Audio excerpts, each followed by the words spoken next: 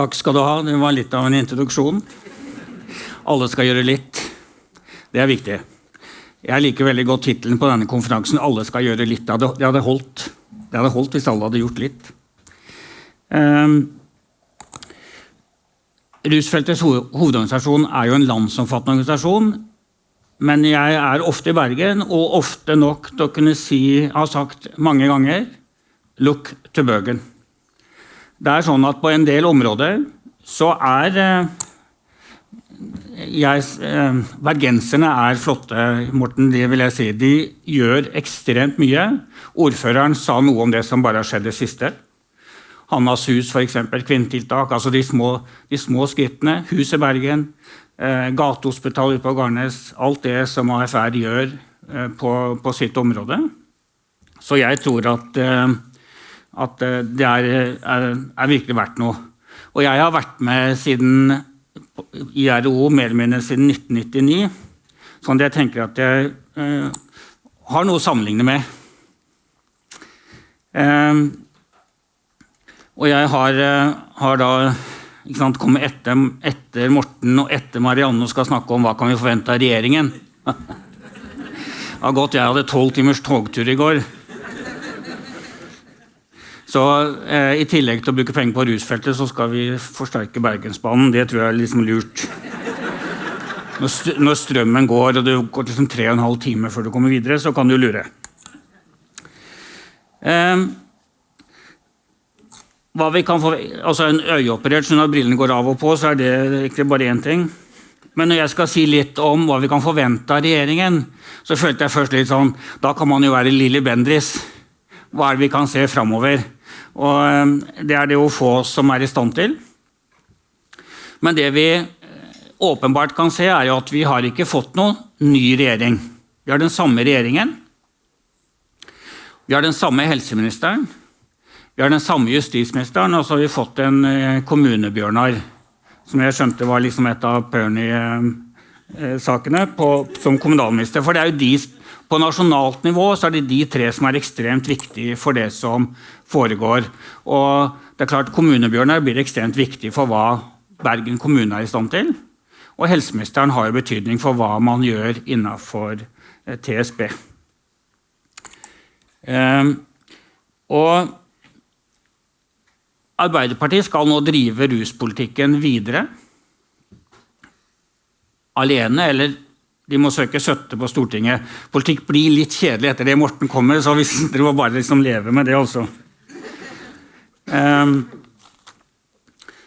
Og Arbeiderpartiet jo som alle andre, eller veldig mange politikere, de jo glad i utredninger og planer. Kanskje noen vil jo si veldig mye planer og utredninger. Kommer litt tilbake til det senere. Men det noe som vedtatt, ikke sant? Det som vi handler om, det som ble vedtatt før i våres, rusreformen, del 1 og del 2. Og for de som vil snakke om avkriminalisering, så tror jeg det kommer ikke til å skje de neste 4 årene. Det forliket som kom på Stortinget før sommerferien, som brukerorganisasjonene, og vi andre ble invitert til å delta ganske kraftig. Det har jeg lyst til å gi veldig sånn sterk honnør til politikerne i Norge. Brukerorganisasjonene de som kanskje har størst innflytelse. Jeg vet ikke hvor mange andre som fikk melding fra liksom Støre når det ble gjenmålt og sånn, enn Arild og Kenneth og de som på området. Det gjør ikke vi andre. Så brukerorganisasjonene har fått en veldig, veldig stor plass i norsk ruspolitikk. Så hold dere inne med de, Kristian. Hold dere inne med alle brukerorganisasjonene, det viktig. Det har også kommet en overdosestrategi som ble lansert nå med litt sånn, den fikk ikke veldig mye oppmerksomhet, litt for lite oppmerksomhet, men også fordi at det vanskelig. Den kom nå i august-september, ble den lansert fra Helsedirektoratet.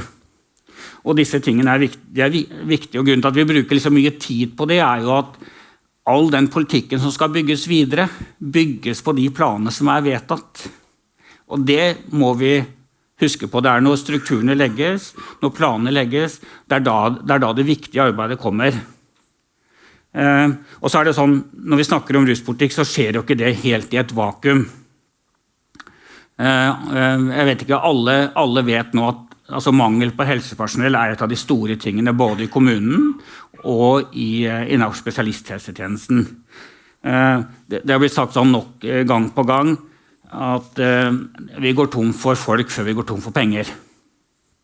Så tror jeg ikke at ordføreren eller Kristian enig i det at det nok penger, fordi at vi kuttes jo hele tiden. Det undres jo vi andre på, og jeg har bare lyst til å si, som jeg bruker ofte, på rusfeltet, altså innenfor TSB, så bruker vi 4-5% av det som går til det som kalles spesialisthelsetjenesten. Somatikken tar 80%, psykisk helsevern 15% og TSB. Så derfor så jeg litt lei av de som bare sier vi skal jobbe smartere og jobbe lurere. Det sånn at vi må også omfordeling av noe av ressursene. Det brukes rett og slett for lite penger på rusbehandling, på rusfeltet i kommunene. Så derfor så blir folk litt lei av meg, for jeg maser også om at vi må ha mer penger. Så kan vi også begynne å jobbe smartere, selvfølgelig.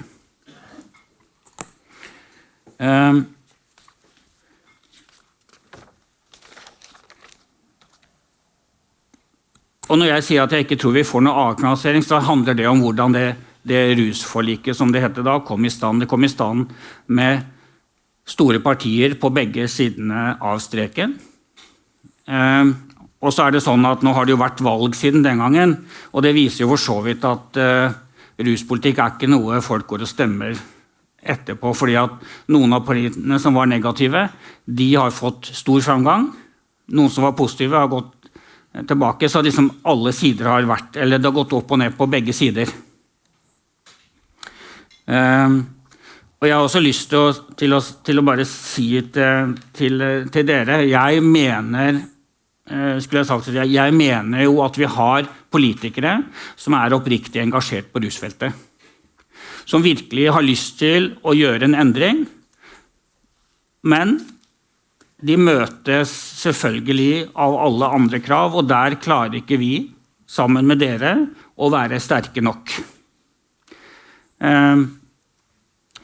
Og jeg har også møtt mange lokalpolitikere som helt oppriktig står opp for området, men møtes av motstand eller andre sterke krefter.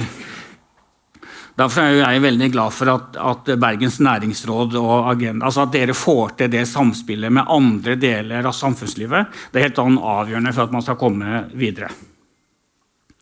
Og så vil jeg bare si en ting til med det som på andre siden, at helseministeren har satt ned nå det han kaller for et helsereformutvalg, som skal se på organisering, styring og finansiering av helsevesenet. Det store bildet, ikke bare rus. Som dere har sett, så har han allerede antydet noe av svaret deres, nemlig at man skal se på dette mellom kommune og spesialisthelsetjeneste, om det skillet for sterkt. Det kommer til å påvirke oss, og hvis jeg skal tro at det noe som skjer, så det at vi kommer til å bli utsatt for det først. Rusfeltet kommer til det første til å bli en prøvekanin på om et nivå. Altså dette mellom at spesialisthelsetjenesten og kommunene må samarbeide bedre. Om vi rekker det, eller om det skjer i løpet av de 4 neste årene, det vet jeg ikke. Men det et av de tingene, og det har for så vidt helseministeren antydet ved flere anledninger, og litt fordi at pasienter eller brukere innenfor rus de som trenger tjenester på begge nivåer mer. Og så har han også satt ned rusbehandlingsutvalget, som Marianne sitter i, for øvrig som den eneste bergenseren, og jeg har ikke hørt noen som roper hvorfor ikke det flere bergensere. Vi har antydet det forsiktig. 20 stykker, ingen fra TSB i Bergen, synes jeg svært underlig. Og det utvalget består av 20 personer, som skal bare se på hvordan rusbehandling skal bedre. De som skal se på hele helse, de bare 12. Det forteller også noe med at man måtte ha 20 stykker for at alle skal være fornøyd. Og da har jeg ennå ikke hørt at dere i Bergen har bråket på hvorfor ikke det flere fra Bergen. Men Marianne snakker sikkert for alle sammen, høyt og tydelig. Men de skal ikke levere før neste år, slutten av neste år. 18 måneder rusbehandlingsutvalget fått. Strengt tatt 1. desember står det, men de har fått beskjed om at de skal jobbe i 18 måneder. Derfor har jeg sagt noe om at jeg tror neste år blir ganske, altså ruspolitisk blir ganske rolig. Kjedelig vil noen si. Det kommer ikke til å skje så veldig mye. Og det jo i tillegg til at vi har et nytt storting som formelt sett sammen i dag, og veldig mange av de støttespillerne som rusfeltet har hatt, om det brukerorganisasjoner eller ruspolitikk generelt, ute, frivillig eller ikke blitt gjenvalgt. Det betyr jo at veldig mange av oss må gå opp nye relasjoner med nye folk som skal drive denne politikken videre på Stortinget. For det ikke noe tvil om at vi kan få gjennom ting, vi kan få gjennom noe ting i tråd med alle kan gjøre litt. Det betyr at man kan få i budsjetthøring kan man få penger til husene. Man kan få penger sånne som vil være viktige for enkelttiltak. Og de som har vært politikere vet jo godt om hvordan dette fungerer med høringer på Stortinget, hvor alle får inn, og noen får inn sine saker. Så det noen partier som har vært flinkere til å få inn sine kjernesaker, små og store ting.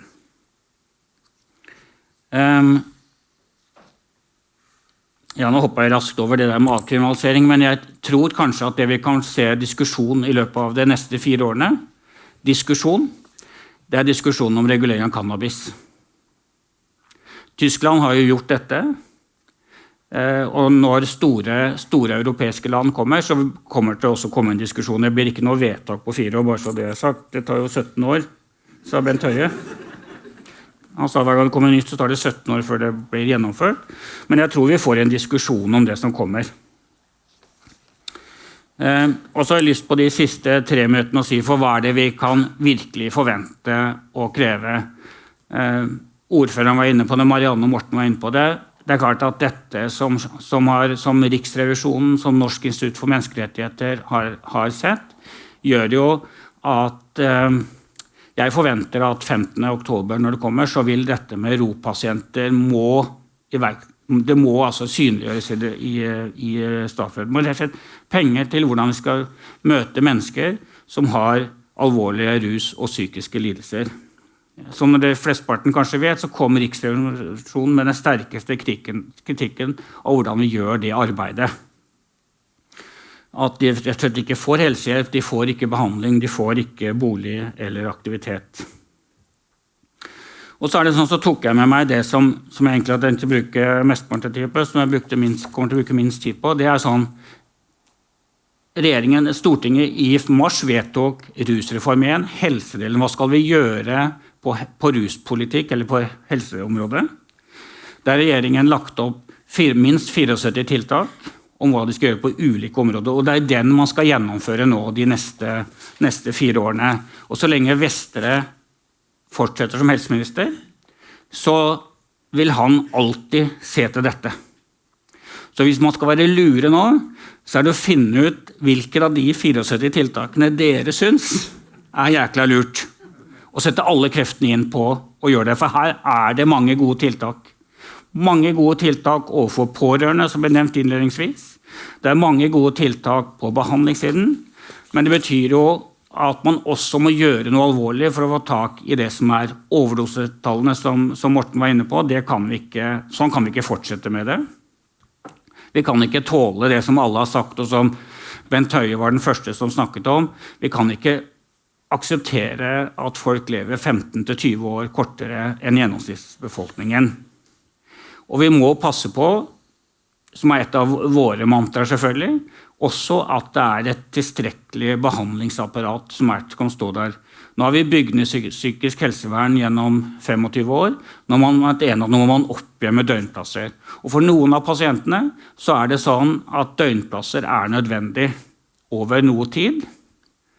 Så det kan vi altså ikke komme unna. Så det liksom våre klare forventninger. Det jo dette med ROP, det dette med overdoser, og at man har tilstrekkelig behandlingsplasser, i tillegg til som det kommuneøkonomi som vi også har fokus på. Vi vil følge med hva som skjer i Bergen. Vi vil følge med hva kommunene bruker pengene sine til, og vi ser allerede i dag en rekke forslag om kutt i gode tiltak. Overtime står det, da sier jeg takk for meg.